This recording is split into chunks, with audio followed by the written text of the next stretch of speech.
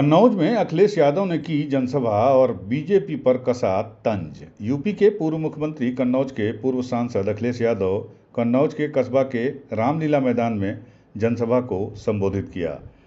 इस जनसभा में काफी बड़ी संख्या में लोगों की भीड़ मौजूद थी।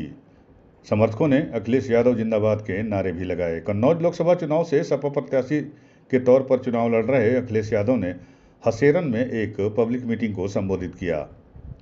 इस पब्लिक मीटिंग में उन्होंने बीजेपी पर जमकर हमला बोला और बोलते हुए कहा कि बेरोजगार किसानों को लेकर उन्होंने बीजेपी पर तंज भी कसा। जनसभा को संबोधित करते हुए उन्होंने कहा कि सरकार के द्वारा किस कानून बनाने को लेकर किसानों ने दिल्ली पहुंचकर आंदोलन किया।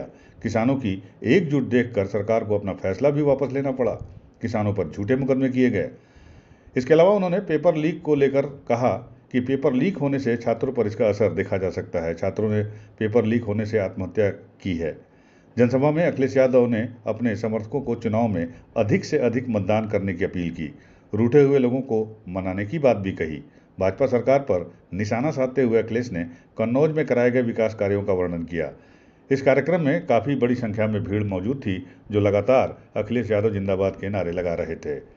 कन्नौज जिले के हसेरन में जनसभा को संबोधित करते हुए भाजपा पर जमकर निशाना साधते हुए अखिलेश यादव ने कहा कि फौज की नौकरी भाजपा सरकार ने अग्निवीर के तहत 4 साल की कर दी है, तो अब खाकी वाले भी होशियार हो जाएं, क्योंकि अब इनकी भी बारी है। मगर अब की बार भाजपा सरकार कहीं आ गई तो पुलिस की नौकरी भी 3 साल की होगी। बीजेपी पर निशाना साधते हुए उन्होंने कहा कि कन्नौज जिले से भारतीय जनता पार्टी का सफाया होना सुनिश्चित है। जनता की अपार भीड़ दिखाई पड़ रही है। यहाँ सबसे बड़ी जीत कन्नौज में होने जा रही है। ये बीजेपी वाले लोग बड़े खुश हो रहे थे कि कुछ ही घंटे खुशी मना पाए। अब बताओ हम कहाँ चले गए बीजेपी वाले? जहाँ हमने विकास छोड़ा वो विकास आज भी वहीं खड़ा है। उन्होंने किसानों को लेकर सरकार को घेरते हुए कहा कि इनको 17 साल का हिसाब देना है। 17 साल से किसानों को धोखा दिया जा रहा है। आय किसी की दोगुनी हुई क्या? हमारे किसान भाइयों ने दिल्ली में धरना दिया, तब जाकर काला कानून वापस हुआ। इनकी सरकार में हजारों किसानों ने खुदकुशी की है। यूपी न्यूज़ 9 के लिए कन्नौज से ब्यूरो रिपोर्ट।